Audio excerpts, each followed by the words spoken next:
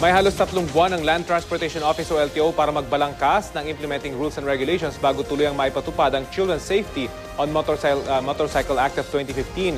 Sa bagong batas na ito, kailan ba pwede at bawal magangkas ng mga bata sa motorsiklo? Balitang hatid ni Lay Alves.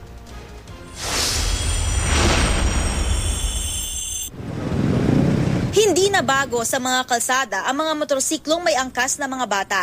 Ang ilan nga, motorsiklo na ang nagisilbing service papasok sa eskwela.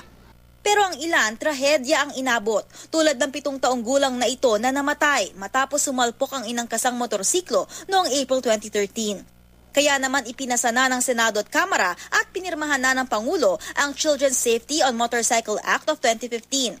Sa batas na yan, bawal mag-angkas ng bata ang mga motorsiklo sa mga pampublikong kalsada na may mabigat na volume ng sasakyan, mga kalyeng maraming mabilis na sasakyan at mga kalsadang mahigit 60 kilometers per hour ang speed limit. Pero may mga bata namang papayagang umangkas. Yan ay kung abot nila ang footpeg o apakan ng motorsiklo, kung kaya nilang yumakap sa driver at kung may suot silang standard helmet.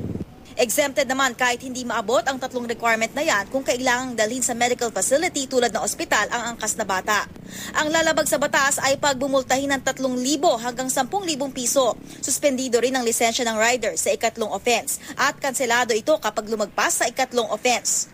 Posible ring taasan ng multa sa hinaharap at makulong ang rider kung magresulta sa pagkasugat o pagkamatay ng sinuman ng pag-aangkas ng bata. Yung mga malalaki na nga, pag na-aksidente, naawa pa tayo pag nakikita natin.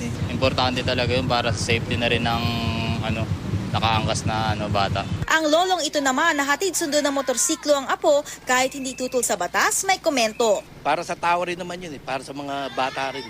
Paano siya? Siyempre, wala susundo rito sa apo ko, wala yung tatay. May halos 3 buwan ng LTO para magbalangkas ng implementing rules and regulations ng batas bago ito ganap na maipatupad. Lay Alves, GMA News.